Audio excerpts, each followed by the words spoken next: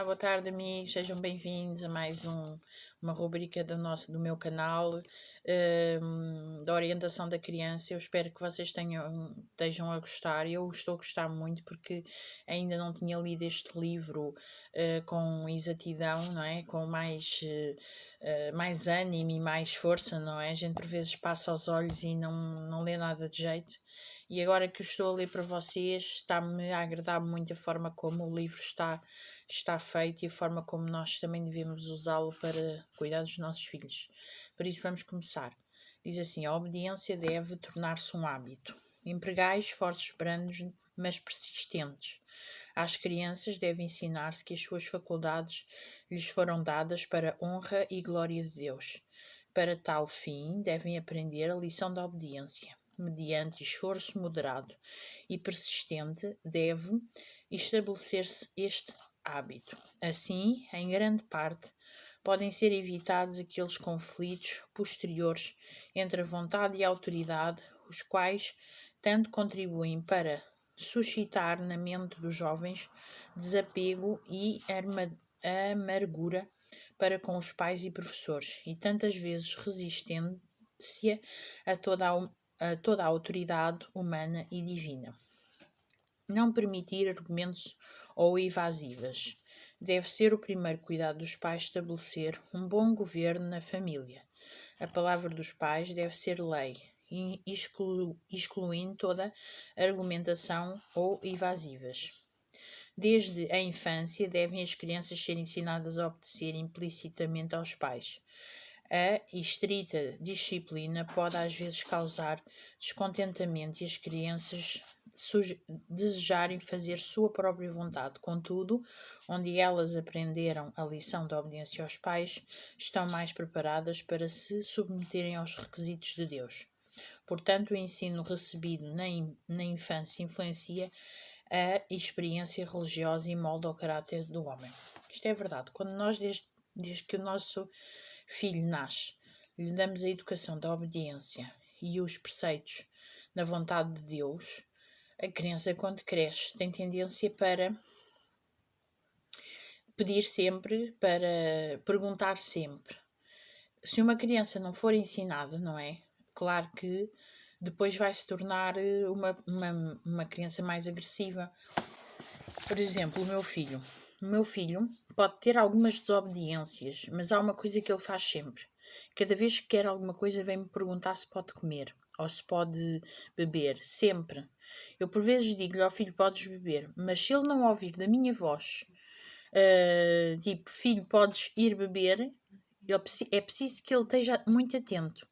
Vem-me sempre perguntar, mãe, posso comer isto? Ou mãe, posso comer aquilo? Porquê? Porque eu desde pequenino sempre o incentivei de que queres comer, tens que perguntar à mãe. Porque por vezes chega o almoço e ele depois quer comer, depois já não come o almoço e então estou-lhe sempre a dizer, comes agora, não comes mais tarde porque o almoço depois já não consegues comê-lo. Não permitir exceções.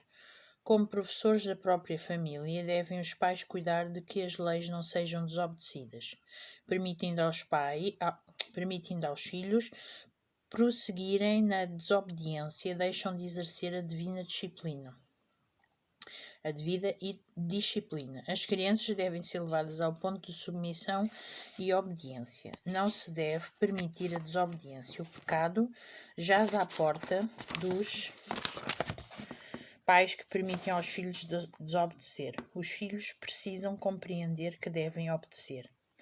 Exigir obediência imediata e perfeita. Quando os pais deixam de exigir obediência imediata e perfeita dos filhos, deixam de colocar o devido fundamento do caráter em seus pequeninos. Preparam os filhos para desonrá-los quando forem mais velhos e trarão tristeza no seu coração quando se aproximarem da sepultura. As exigências devem ser razoáveis. As exigências dos pais devem ser razoáveis. Manifestem a bondade, não em tola condescendência, mas em uma sábia direção. Ensinem os pais aos filhos, com satisfação, sem ralhar nem criticar, procurando unir o coração dos pequenos a eles pelos sedosos laços de amor. Sejam todos pais e mães, professores, irmãos e irmãs mais velhos, uma força educativa para avigorar todos os interesses espirituais e trazer ao lar e à vida escolar uma atmosfera sadia, que auxilie as crianças mais novas a crescerem na doutrina e admoestação do Senhor. No ensino de nossos próprios filhos e no dos filhos alheios, temos provado que eles nunca amam menos aos pais e tutores por os restringirem de fazer o mal. É verdade. O meu filho costuma dizer uma coisa muito importante. Oh mãe, eu sei que quando ralhas comigo e me pões de castigo é para o meu bem. Por isso eu não fico triste contigo. Por isso ele sabe, quando tem atitudes tristes e que a mãe o põe de castigo, ou que não o deixa fazer certas coisas, é para o bem dele. Devem ser dadas as razões para a obediência. Os filhos devem aprender a obedecer no governo da família. Devem formar caráter simétrico de Deus, que Deus possa aprovar, mantendo a lei na vida do lar. Os pais cristãos devem educar os filhos a obedecer à lei de Deus. As razões dessa obediência e respeito à lei de Deus podem ser inculcadas nos filhos logo que estes possam compreender a natureza, para que saibam o que devem e o que não devem fazer. Verdade. A influência de uma criança desobediente. Uma criança desobediente ocasionará grande mal àqueles com quem se associa, pois moldará outras crianças segundo a sua própria norma. Condescender com o pecado. Ensinai os vossos filhos a honrar-vos, porque a lei de Deus sobre eles impõe este dever. Se permitirdes os filhos considerarem levianamente vossa vontade e não dar atenção às leis da casa, estareis condescendendo com o pecado. Estareis permitindo o diabo trabalhar como ele quer, e a mesma insubordinação, falta de reverência e amor próprio serão levados com eles até mesmo para a vida religiosa e a igreja. E o começo de todo este mal é nos livros do céu, imputada à negligência dos pais. A palavra dos pais deve ser lei. Os filhos que estão sob o vosso controle devem ser levados a obedecer-lhes. Vossa palavra deve ser lei.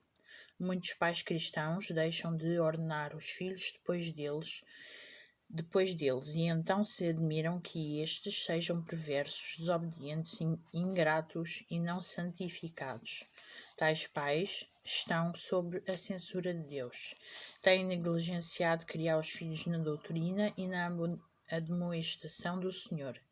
Deixaram de ensinar-lhes a primeira lição do cristianismo. O temor do Senhor é o princípio da sabedoria. A estultícia, diz o sábio, está ligada ao coração do menino. O amor à tolice, o desejo de fazer o mal, a aversão às coisas santas são algumas das dificuldades que os pais devem enfrentar no campo missionário do lar.